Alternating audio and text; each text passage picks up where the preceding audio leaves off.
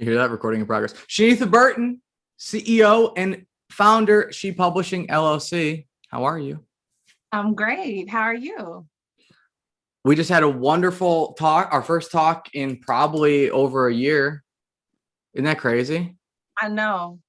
I know. By the way, I'm so happy to be a part of your show today. I'm happy to have you. I turn around. So we know each other through Toastmasters, through a couple different clubs, which you're still a part of. And it sounds like they're going well. Toastmasters online, right? Zoom. Absolutely. Yes. Absolutely. I find out, and I don't even remember how, that you started a publishing company. I know. Out of you said before you just like you wanted to publish a book and you just got started. Like what has that process been like? Yeah. So obviously COVID-19, the pandemic happened. Okay. It shut the world down basically. And at around March, that's when it hit the fan. Okay. And then everybody began working from home. Mm-hmm. And stuff like that. And so at that moment, I thought to myself, what can I do for my daughters? Because you don't know what's going to happen. This is something new. Like, this is unbelievable what's happened. And so I decided to write a book, and I started with a book about me and my husband and our relationship, how we met. And I thought to myself, okay, well, now I need someone to publish this book. So one day I woke up, literally thought to myself, I'm about to start a publishing company. Went right to the computer, went to the state of Indiana, and literally got my business right then and there. Didn't tell a soul, just did it. At what point did you tell someone? Who did you tell, and what did you say? Oh, wow. So I called my mother. So it's always either my mother or my husband, but I called my mother and I said, I just started a publishing company, Ma. And so I don't know what I really just did, but I'm about to be on the job training as we speak. And again, like the intention was to just publish my book, and it's a 4-series book, and 2 are complete. And so I'm working on the third one. The third one comes out Father's Day. Okay. And then I have the 4th one. Mm-hmm. And those are called? The series is called Keep Him Coming Home with Love. Now, why did you decide to start with that kind of book? Because family means the world to me. For me, without family, it's not success for me. That's what success is to me. And so I just wanted to take them on a journey, the journey of how we met, how they were all conceived and all that good stuff. And then part 2 is more about me. And when you get into part 2, that's when you learn that it's really not about keeping them coming home with love. It's really about family. It's really about stability. It's really about your serenity. It's really about what you want in life. And then the third book is about the relationships with the men in your life and, how they play a part in me selecting the husband or the man that I chose to marry. And then the 4th one is truly about family and those different relationships and the challenges of those different relationships, like mother-daughter, mother-in-law, Sure. you know what I'm saying? So I'll get there at some point. Yeah. Maybe sooner than later. Who knows? Yes. And I don't even know if this is the part, but so this is actually book number 1. Can you bring it a little closer to the camera? What's that? Okay, there it is. Okay. Yeah. And okay, wait, just book number 2. And again, okay, bring it to the camera. Okay, there you go. Keep him coming home. Keep him coming home. Keep him coming. Okay, there we go. Yeah. And so I'm super excited about that series. But yeah, so that's actually how the publishing company started. When you had to have some writing background before, right? How did the writing get started? You got 2 books done in like a year. Am I doing the math right? A little over a year? Yeah. Third Yeah. one on the way. The first book was like written in 3 months. The second book was Wow. written in another 3 months. And so the reason for the gap in book 3 is because, like I said, the publishing company started because I was writing books and I just wanted to publish my books. But then I had a conversation with my best friend, and she said, "You got to be kidding me. You have a publishing company?" Yeah. And I'm like, "Yeah, girl, I don't look, you asked me 5 years, so you asked me a year from now, you asked a publishing company I would not have thought of, Eric." Yeah. And so she said, "Well, can you publish my book?" And I said, "Huh?" And I said, "Well, okay." And after I published Sure. her book, I know, sure, right? Yeah, Let's why do it. not? Yeah. And after I published her book, I started to get these connections with different people and women and things like that. And people would literally be calling my number wanting me to publish a book. I had not done any marketing. And because I have been publishing, and I have published maybe over 7 books for other authors, I have about eight authors on our roster, men and women. And because I've been helping their dreams come to life, I have not had the opportunity to finish book number 3 and 4. Yeah. Yeah. It's Yeah. time is tough when you are in a new endeavor. And especially like yours, you start by, oh, I just want to publish my book. Yes. Oh, well, will you publish my book? You and I are Toastmasters. We know how to wear different hats. Well, of course. It's like a Toastmasters meeting. You go in, you're going to have one role. By the end of it, you're like, yeah, I'll do 4 things. Why not? Sure. I'll evaluate that speech. I'll run table topics. I'll do one myself. And then I'll just randomly close out the meeting. Sure. Why not? You know how it goes, Eric. Yeah. Yeah. I'll publish your book. Sure. Oh, your friends want that? Why not? Okay. Let's figure out how to grow this thing out. It's hilarious. That's how it starts. You know, you're just trying to do one little thing, and the next thing you know, you have a budding media empire. So what, in terms of, so you have these authors on your roster going through the website, so shepublishingllc.com. Mm-hmm. You talk about, it feels like to me you are building a community within She Publishing. Is that now where you want to head, where you build a community around these authors and then people that are interested in them? How do you see this over the next 3 to 5 years? Eric, you said it. It's a community. It's connecting. And that's exactly what it is. And oh my gosh, I almost didn't have the word for it. You took it right out of my mouth. And that's what yes, right? Toastmasters read each other's minds. I'm telling you. And literally, so the women, I call that the Embracing Her Story team. Okay. And the men is the Launching History, which is his story. And that's, Nice. It's a community.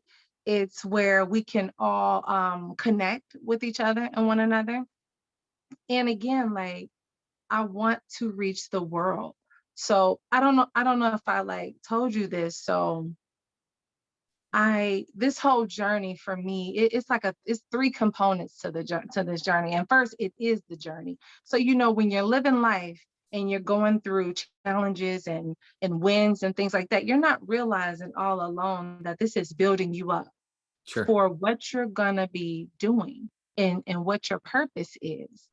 So, while back, my grandmother, the mother of my mom, she was in a rehabilitation center, and she was sick. And I was sitting next to her bedside, and I said, "Hey, grandma, I want to know your story." So she told me, she was about to tell me her story, but I was like, nah, because of my fear of her dying. And I don't know why I began to think that, but I'm like, nah, we'll do it when you get out. And the next time I saw her, she was in hospice and she passed away. Yeah. So for me, that plays a part in what I'm doing now, because I'm building a platform for people of all cultures and all diversity to share their story because it's a benefit to others. And just about every book that I've read, I have learned something from, I have grown from. I have authors from pastors to people who are writing blogs, to people who have been in domestic violence relationships, to people who have been molested as children. They are sharing their story and they trust She Publishing with their story. And that means the world to me. That's humbling. And you know what? And when you asked me the question about writing, did I have any writing background? So for me, I talk a lot. Okay. Let me tell you, I need to get paid to talk. Okay. Because I can talk all day long. And as a You should get paid to Toastmaster, talk. Yeah, you should. You're very so, good at it. You're fun to talk to. We talked for 30 minutes before we hit rolling. We probably could talk for another hour before we would have blinked. we could have. And and in elementary school, my mother on my report cards, I would get A's and B's, and the teacher would put, she talks and she distracts the other children because when she's done with her work, she talks, talks, talks. I've been talking since day one. That's So awesome. that's how it comes. And so when I talk, I can record myself, and that's the story. And that's how you get it so quickly. Okay. So you record yourself. Do you have software you're using to then put it on paper? Oh no, I do all the typing and stuff Okay. myself. And then so we offer that service to authors as well. So Because okay. some, Well, yeah. okay. Yeah. Let's talk about that. You author and let's talk about this, and then what else? If you're an author, like, what's the She package? Yes, yes. So you know what? So I'll get a phone call. And so people will have been researching different publishing companies or maybe their friend or whatever. Yeah. So I have a consultation with them.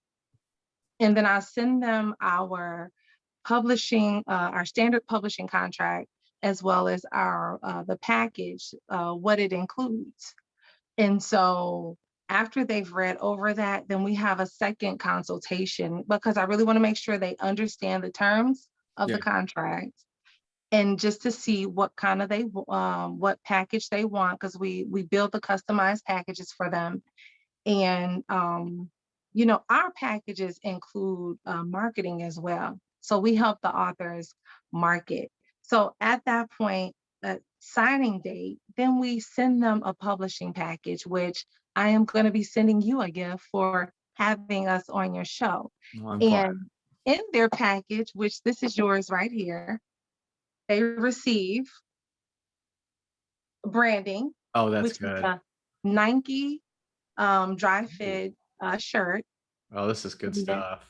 And you're going to receive this. You're also Oh going to yeah, I'm in on this. you're also I'm going to receive listening. our newsletter, Okay, okay, good. which keeps you posted on what we're offering, what we're doing, and what the other authors are doing. Okay. Um, and then they get like a sample book, because with our books we offer regular editions, but we also offer a She edition. And so the She edition, when you know the She edition almost right away, because you'll see the gold, and it's the texture of the book. Oh, Okay, it makes you okay. want to read the book. So it's Yeah. not just about the story, it's about the presentation, and it's also about the touch. So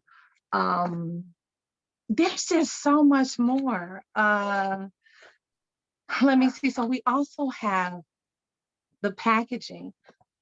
So we've recently just launched our Embracing Her Story and Launching His Story package. So all of our packages custom. Okay. We publish and sell for our authors.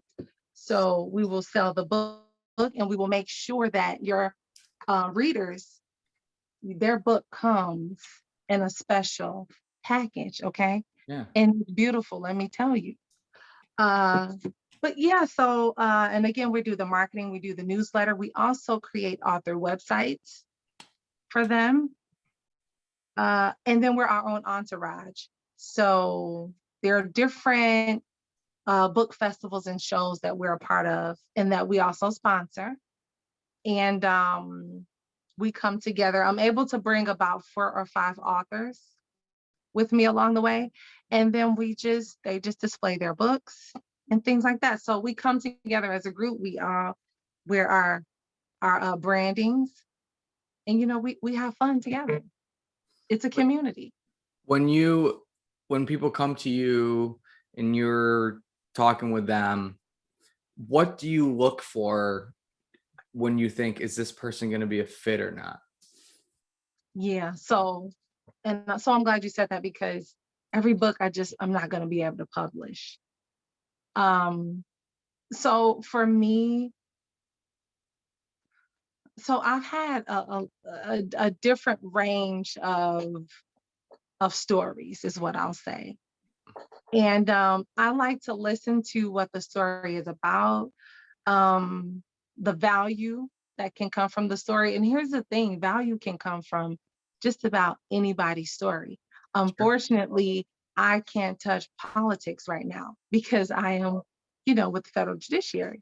So those are books that I unfortunately just can't touch. But do you even really want to go there? Pardon me? Let me ask you this, with how politically charged things are with your brand, does it, like, for me, so I dip my waters and I dip my toes in the waters of the podcast. It was kind of hot. I took a step back. And when I get back into it, I want to make sure to do a better job of being more of like a moderator almost between like both, or, what all the different sides, and kind of making it more of a like choose your own adventure kind of deal. If you were to eventually do that, or do you want to eventually do that? Or like, do you want, like, for your brand, do you think it makes more sense to kind of stay where you're doing? Like, how do you envision, like, let's say someone wants to write a book about genocide in the Sudan. Do you is that something you'd be interested in? Like, how do you think about that? Okay. So I'm interested. I don't want to be a publishing company where I'm just stuck in one just set of stories. Sure. Okay. So I'm definitely interested in things like that. I have an author coming on, and they're doing some kind of fictional abstract kind of a book. It is absolutely amazing, something that I have never done before, completely different from anything else. So I want to be an out of the box publishing company that can take on some different things. Yeah. At the same time, hold on. Do you want to go against the grain? Yeah, I want to break all the rules, is what I want to do. Good. I like that. Me too. But the whole Sudan thing, I would have to read some of that. And so here's the beauty of this, though, Eric. Here's the beauty, because I am in the process of franchising. So as of right now, and that's what's going to, so the politics and the different things that I can't do, sure, the other publishing companies will do. Okay. So I will have sister and brother publishing companies. And so I so far have 2 sister publishing companies. My publishing company is She Publishing LLC. We are stationed in the state of Indiana. I have a sister publishing company. We're a sister publishing company, so we're collaborating. And that publishing company is called Riff Publishing. And that publishing company is stationed in the state of Illinois. And how we connect is our names. That's one of the ways in which we connect. So she in Riff spells sheriff. Yeah. So we're the new sheriffs in town. And that's our connection. That's fantastic. And so the third publishing company is stationed in Dallas, Texas, and it is called Sassy Publishing. Okay. And so She and Sassy together is She Sassy. Okay. So the sister companies, that's how we will connect. So we won't be like a McDonald's franchise. We will be a bit different than that. We will connect on our names and obviously on our contracts and things like that. And so anything that I'm not going to touch or I won't publish, they may publish that brand. And that's will identify them from she, but we're all still working together. You have incredible ambition. You're already crushing it. You've written 2 books. You've got 4 daughters. You got a husband with a YouTube channel with a bunch of subscribers. I was taking a look at that. Yes. Yeah, And 2 dogs, right? So yeah, what's the YouTube channel again? We'll give a shout out to it. What is it? Yeah, Showtime Wills. Okay. Yes. How do you manage all of this? Oh my God. It's family. Oh my God. I dropped the ball in some places. You know what I'm saying? It's impossible not to. Yeah, It's you can't get it right all the no, time. no. Yeah. So that is the challenge of balancing that work and family and building a relationship with your daughters and your husband. And, we were just talking about that, how your significant other, how you want to let them know they're first, but you have all these different things happening as well. Yeah. And how do you do that? How do you keep them coming home with love? Okay. Well, the man and the woman. yeah, so far pretty good. Today, not as great.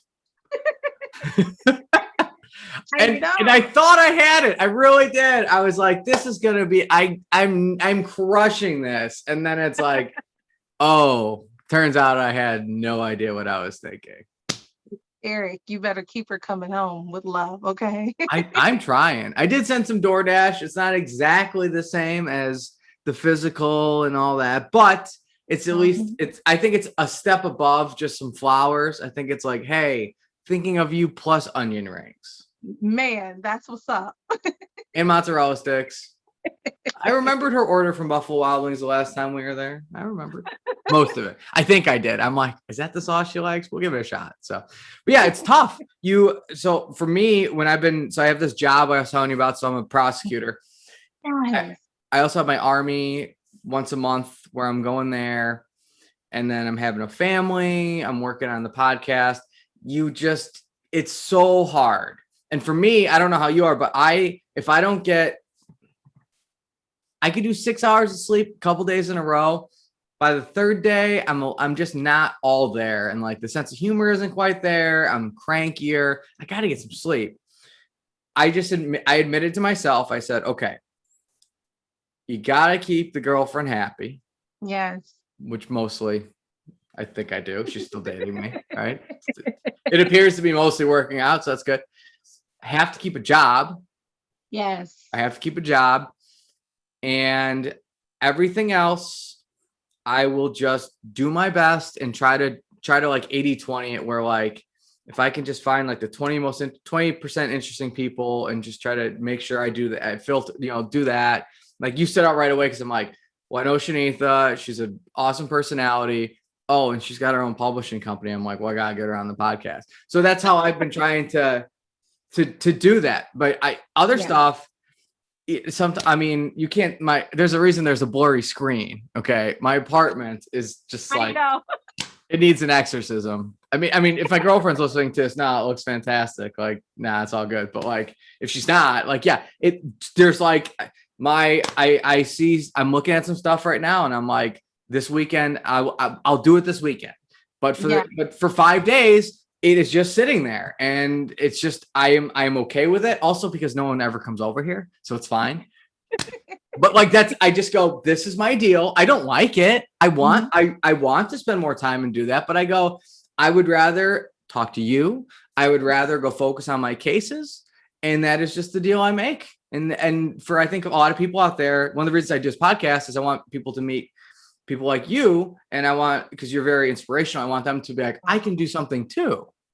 I can do this too. And I do think you're exceptional, but I also think that you're a human being. Yes. And you have all the same, we all have different issues. It's just, we all have issues. They're just different. And I think a lot of people you have to figure out that it's just a balance, but you can't blow the big stuff. That's all. I'm like, don't screw up with the family. Keep the job. Someone told me this great story. They're like, you just have to, outrun the bear by like 2 people.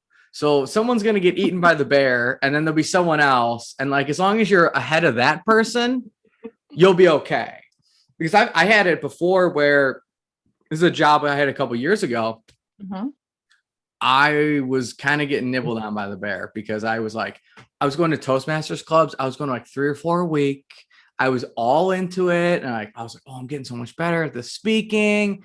And I started doing comedy, and I let some things slip through the cracks at work, and they smacked me down. And that was like a big reminder, like, hey, dude, you're not paying your rent with table topics right now. Yeah. Exactly. And you know what? I love when you say that, because there's just some things we have to look at, and I do too, like this load of clothes that you can't see, but I can. What load of It's clothes we're like, talking about?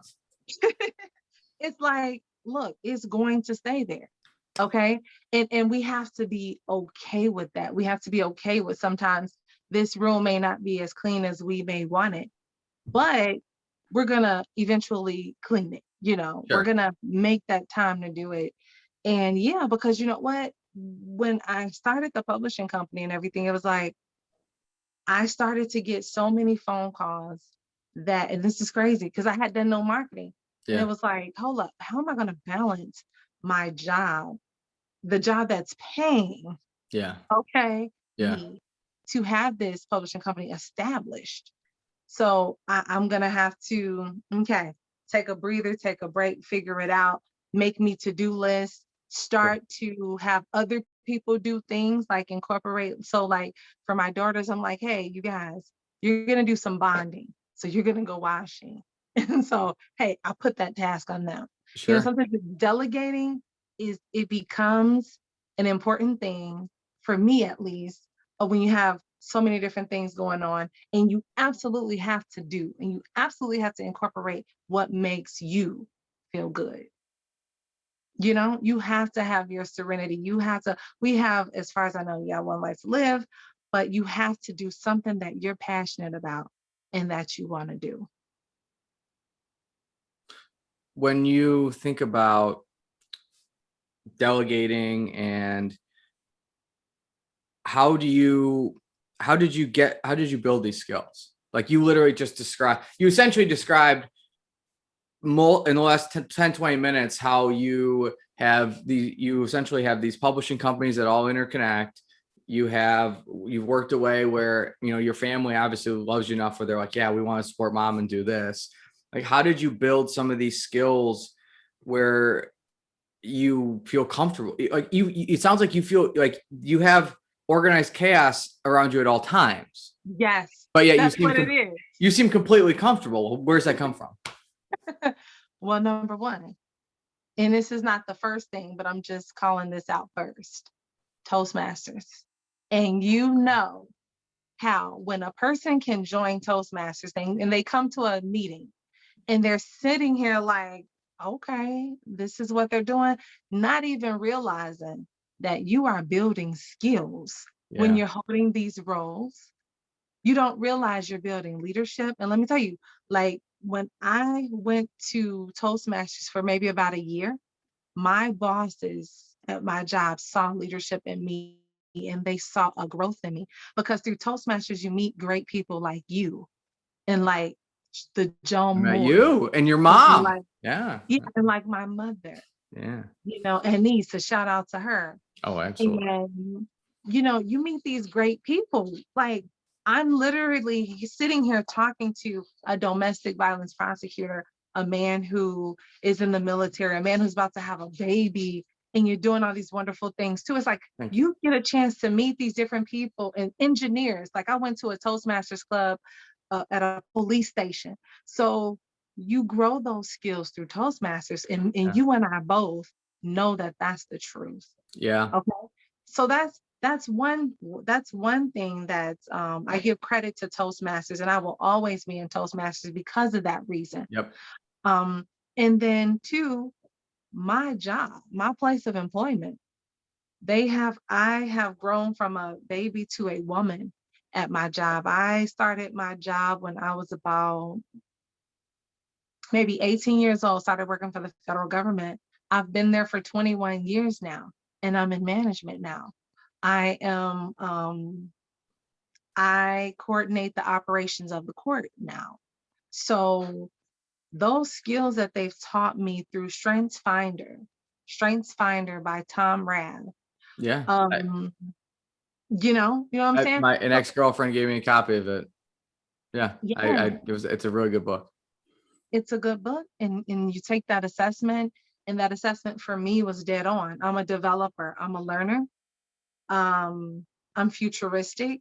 So you begin to learn more about yourself. So I was able to learn me and about myself, and I was able to learn how to do what I do best and incorporate what I do best in everything that I do in my personal and professional life. So again, it's the Toastmasters, it's the job, the on the job knowledge that they have instilled in me. And then it's family, it's my mom and my dad. Like, they loved me. They gave me hugs and kisses. They told me, they instilled value in me. Like, I don't care about Jordans and the this and the that. No, I'm more personable. Humble yourself. Treat people with respect. I don't care that I'm a manager. No, you could be my manager one day, and we are going to treat each other with respect.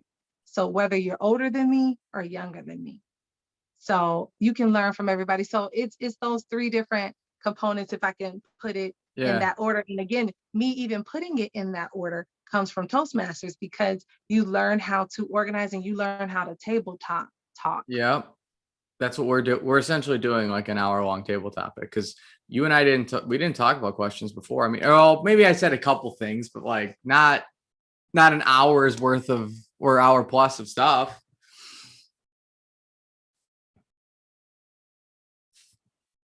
Pause it. I start, right? Do you hear that when it says recording in progress? Does it come Yeah. through? Okay, I don't know what that is, but yeah, I've talked about before, and I don't think it's okay. So let me take a step back. Do you know who? I'm gonna give Lee Hopkins a shout out. Do you know Lee Hopkins? Is he in Toastmasters? He hasn't been in our groups, but he's in another club. I've seen him through Sergeant Lundy. Okay, I think I've heard of him. Yeah, he has been an ambassador of multiple clubs. He's a really good speaker, awesome guy. He told me this funny quote. He's very blunt, and I like that about him. And he said something, and it cracks me up, because he goes, Toastmasters people just love talking about Toastmasters. And he's right. But at the same time, and I've told people this many times, I think it is the best return on investment I've ever seen. It's $90 a year. Here's our Toastmasters infomercial. You're listening to this podcast. You've heard both of us speak. We were not born this way.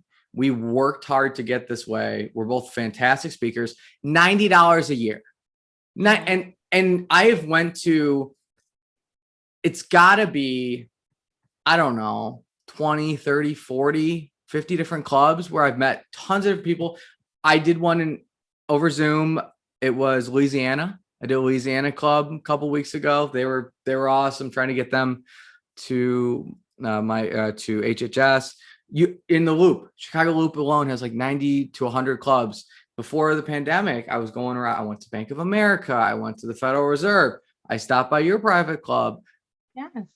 And it's like you meet all these people, and there's positive energy. You get such good feedback. I've been doing some stand-up comedy at different clubs, and a lot of it is, I don't need to have a Netflix special. I mean, if they want to pay me $10 million, I'll take it. Yes. I'm not gonna say no. I find that the comedy writing helps out in all aspects of my life. And so that's why I really like to do it. And I go to Toastmasters clubs. They're like, okay, sure. Because a lot of them don't have speakers. It's so funny. It's like a speaking club, and there's usually like one or two people that signed up, and usually one person cancels. And Yes. it's like, I told someone this, I said, if you can just put like a 5 to 7 minute speech together that's always in your back pocket, you could probably become one of the greatest speakers of the 21st century if you just go to Toastmasters clubs, because they'll always be like, oh, do you have a speech you can give? Yeah. Yeah. It's hilarious. People, and then you walk into the first, I remember my first meeting, I walk in, we do the Pledge of Allegiance, and it seems like so organized. And then I started to get to, this was back at Underwriters Laboratory, which is a really good club. But yeah, you go under the hood a little bit and they start talking about the different roles, and you realize like, oh, they're like mostly just making this stuff up. Like, right? Who wants to do this today? Who wants to do this today? Exactly. And you grow and you grow as and you can have leadership positions, and you can learn. Like we have one person at HHS, and we have Irina, a shout out.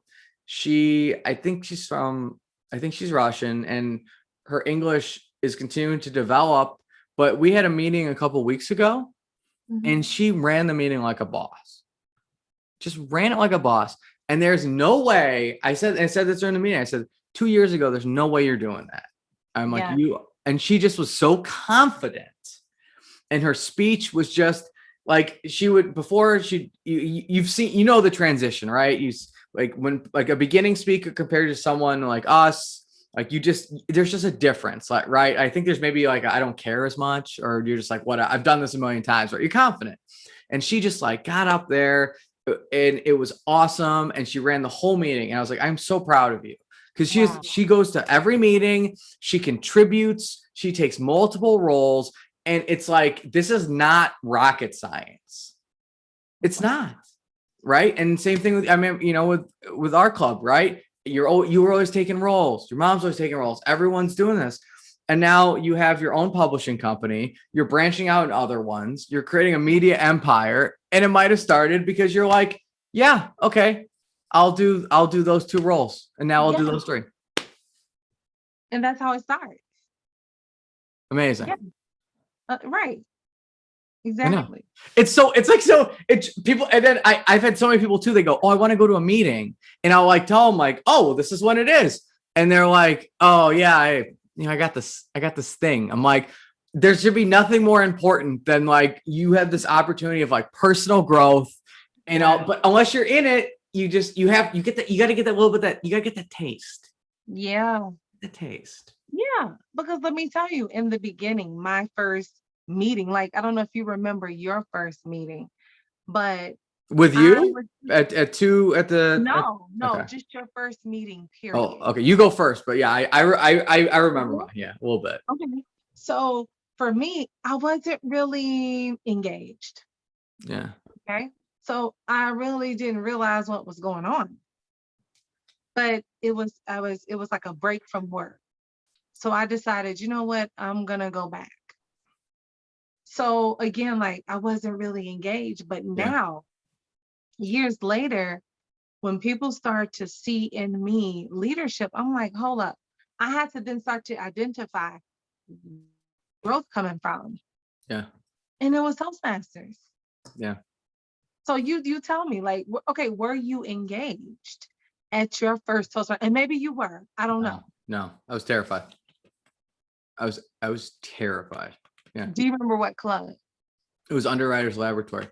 And I remember the whole day because for being a lawyer and in the Army, I am a total rule breaker. I find this club online. I don't know the difference between like a private club and like, so this club apparently was like their workers only. Like you had to work there. I didn't know that. So I see people walking in, and I don't know if there was like badges or what, but I'm like, well, I can't get in that way. They're checking ID. So I like followed another group. I like snuck in, and then I get to the meeting and they're like, who are you? And I'm like, oh, I'm Eric. I work down the street. And they're like, well, how'd you get here? I'm like, well, I took my car and I drove and then I walked here. They're like, no, like, how'd you get in? Like, we have security. Like, you don't even work here. And I was like, oh, I'm very sneaky. They're like, oh, okay. Like, you can come whenever, I guess. They're like, if you can figure out how to get in the building. Just come. Hilarious.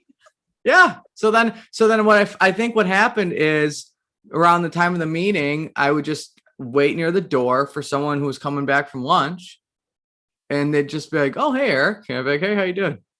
Eric, don't tell us what building this was, please. So, Oh, I'm sure security is way better now. It's like 6 years ago. Yeah, I just wait. hilarious. Yeah, I just became one of the group. And they're like, "Oh, here's Eric. You know, he doesn't work here, but he figured out how to get in the building. He seems okay." He's a lawyer, but he sneaks around private property. So, you know. Yeah, I'm gonna hire him. He knows how to get around things. So there was a story. So there's a lawyer in my jurisdiction, and he is a legend. And I can't get into too much, but he says things that are just like he's just like the Chuck Norris, or like I don't even know. He's like a mythical figure at this courthouse for many reasons. And he had some quote, and it was like, and so like someone asked him something, and he ended it with like, what did he say? It was like, and sometimes I go to illegal places. And this is like in a courtroom, and everyone was like, "What? Like, wait, what? What do you mean?" He just like walked out. Yeah, it was his client was something like this woman said something like, my lawyer just like shows up out of nowhere, and they're like, "What?" And all of a sudden he was like there, and he was like, "And sometimes I go to illegal places." And it was like, yeah, I know, right? The legal community has. That was one of the reasons I wanted to be a lawyer. There are so many ridiculous people in this job. Like I don't even know where to start. Like especially the private attorneys. Yeah. If you think about it, you're like, so they're like always, so they're dealing with people like usually, again, innocent until proven guilty. Yeah. Sometimes you go to a lawyer because you just need guidance. Most of the time you go to a lawyer because you might have done something and it might not be good. Exactly. So you're always dealing with that kind of crowd. And a lot of times they pay in cash, which is a whole, right? So it's a whole different, it's just like, it's this whole weird ecosystem of like, anyways, I'm getting off Toastmasters, right? But guess what though? What? Guess what? So years ago, I wanted to be a lawyer. Okay. And I still want to be. Really? However, yeah. But Why? for me, because first of all, like I said, I like to talk. So I've always wanted to be a defense attorney. Okay.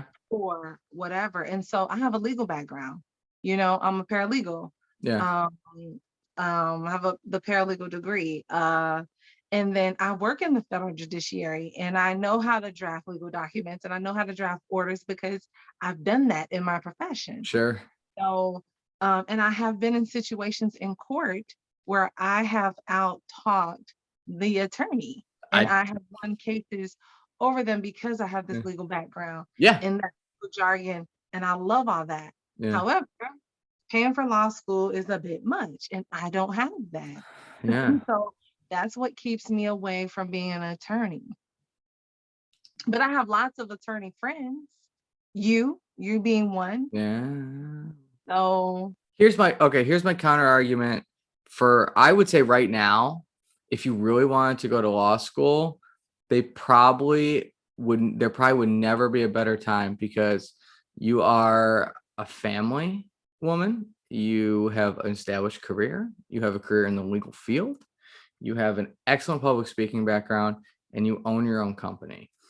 If there was ever someone that screamed like diversity, it's you. And it's like a whole life spectrum. And you're I mean, I know you're like 21, so you're going to have that age thing. Really, Eric? Okay. I'll take it. By the way, I've never been able to figure out. I know you just said you said your age on the podcast, but you and your mom, like, I've never been able to figure that out. You two both, I'm like, I don't know. Yeah. So yeah, she's in her 60s and I'm in my 40s. I never would have guessed it. I was easily a decade off. Yeah. With both of you. Not even close. My birthday was May 23rd. And so I had all these balloons behind me. Well, happy belated. I have no idea. Thank you. Yeah. No, I'm 41. So. But now, yeah, you're in your 40s, you have your own business, you have a family, you have this great legal background. I would think that law schools would love to have you there. But I'm not for the loans. Like I I have don't think you, I think they would out- probably pay for most of it. Gotta be honest. I think if you sent some flyers, if you said like DePaul Law School or like to John Marshall and just sent like an application in, I would guess you'd get a large amount of scholarship.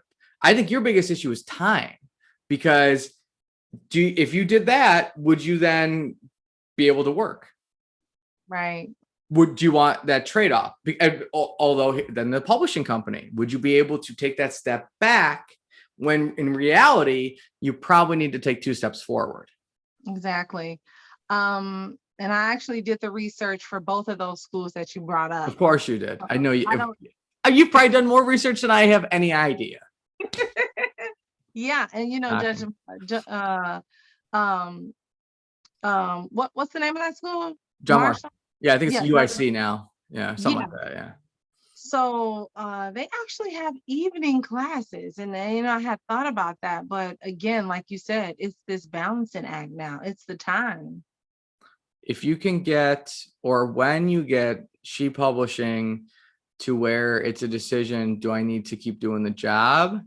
Mhm. That's probably at the time where I could go to law school, because doing all 3 of those with the family, I mean, you are a superwoman, but I think everyone's got bounds. I mean, that would be like your whole weekend would just be doing schoolwork, and I don't know. That's a tough Yeah. call. Yeah. So it's something to, like the sky is not the limit here, when I think about it. I like that. And so that could be possible, so maybe 10 years from now we will be talking on your podcast, or maybe even on the ShePub network. And ShePub Network. Is this already started or is this in the works? yeah, so Okay. so I am building, so like own network. I am doing my research right now to build the ShePub network. But until I establish it legitly, it's the ShePub network is live on Facebook. Okay. And so it's a show that I have to promote the authors. Okay. I do interviews with them. I promote their books. We create videos for them, promotional videos for their books, and we display them there. So yeah, I want a talk show. I want a network so that your show and other shows that I know of could be on this network, on TV, on channel, whatever that channel is going to be, Yeah. on channel 23 maybe. I know you talk about law school, but you get so excited about this, about everything involving She. I'm like, I think you like the law, but I think you love what you're starting to build. It's popping through the screen at me. Like I can't Okay. avoid. I'm feeling the love, the energy. It's hard to avoid. It really is. I'm not, obviously can't tell you what to do with your life. You're already crushing it, but like it's just coming through the screen. You love this. I don't know where this has all come from. I really don't. But I definitely have a passion for having that platform. I can talk about it all day, let me tell you, but I'm not going to. Where do you think that comes from?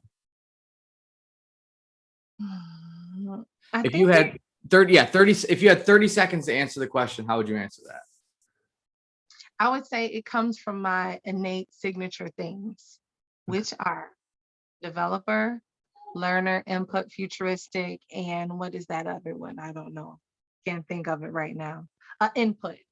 Okay. And so when you think about input, you probably are thinking me inputting things, but no, input really means having a collection of things. And so for me, my collection of things is collection of resources, a collection of people. And I hope I don't sound like Jeffrey Dahmer here, but I have a connection of people that I put Oh, together. So deep. wait, let me just tell you this one story. Let me just, because this nails it on the head. It's the developer and the learner Okay. and all the top 5 things that I just told you about. So it's the input. So I met Joan Moore. You know, she works for U.S. Attorney's office. She is a She's still author there? herself. Yes, And she's she an author. Okay, I did not know that. she's an author. She wrote a book, and let me tell you, so she has a series of books called Pickles. Yes, she has a book series called Pickles. And I worked in a chambers for a judge for some years, and his law clerk had a dog. Okay. And this dog, she would sneak into work. Okay. So so the dog would be in the chambers and nobody would know that the dog was there.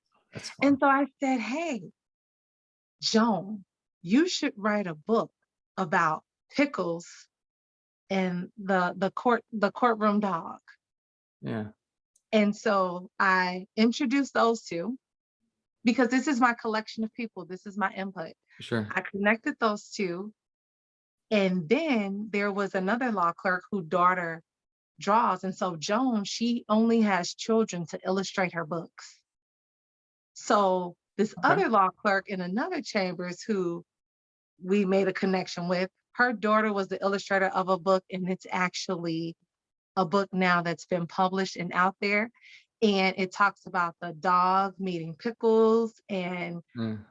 yeah, so we literally made that happen from the collection of people that I had. And that's what I like to do, connect people together. Just like you're a domestic violence prosecutor, at some point, I'd like to have on the ShePub network, someone who's been in that situation, you and I, have a conversation Sure. about this. And that's all about connection and networking and just doing something that has never been done before and Yeah, making it come true. Like, why not? I love that. Why Yeah, not? so Joan, she's an author. She does so much. She's an accountant, she's an accountant, she's a teacher of accountant. I mean, yeah. Do you know the story of how I became president of the club for that one year? How that started? I think you were asked by Joan probably. And she said, Yeah. you can do it. She said, you can do it. I came to a meeting and she was like, hey, what do you think about being president of the club? And I couldn't turn her down. I was so flattered. I'm like, yeah, if I would love to do that. She's like, great. All right, I want to. That's how she does. Oh, she's so good. You're And pretty she has a persuasive. marketing company. She has a marketing company too. Of course she does. She's good at that. You're really good at that too. You're like, because I don't know if anyone's ever told you this, but you're a visual speaker. The way you just, yes, you're when you get rolling, oh yeah, you're very visual. You did a great job of multiple times. You're like, I'm gonna get someone who's experienced, someone that's experienced domestic violence. We're gonna get in a room, we're gonna create something we've never built before. You used visual persuasion, you brought it to like an aspirational level, and you rolled that off in like 30 seconds. That's pretty effing good. Thank you. I see a lot of like that's really good. Wow. Yeah, I didn't realize that. I This mean, is the first time yeah. I heard that. Yeah, I'm like, yeah, like sign me up for whatever you just said. I'm in on that. All right, I'm gonna get you out of here on this one. What so let's say next 6 to 12 months, Mhm. what can we how do you if someone's listening to this and they're like, I want to get engaged, I know the website, I know the books, you're on Facebook, like where should someone like start, and how do you recommend that they should they subscribe to the newsletter? Is there a book you think they should go with? Like, how do you think they should best start connecting with the network? Yeah, so thank you for that. I would definitely say to go to the website, which is www.shepublishingllc.com. That's the website. And then they can subscribe to the newsletter. That's what keeps us connected.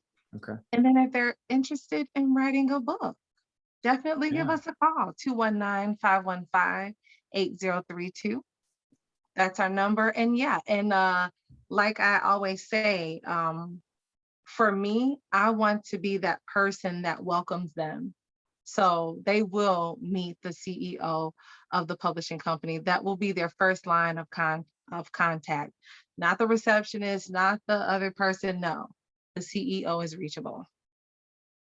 Shenitha Burton, CEO, reachable, gives the phone number out on the podcast, describes one of the best visual persuasions I've ever heard. You are amazing. You are amazing. Thank you for having me. Well, thank you for being on. And you have to now let me know when we can start breaking ground on this conversation that you described, because I'm all in on that. Okay, we're going to do it. All right. Talk to you soon. All righty. Bye-bye. Bye.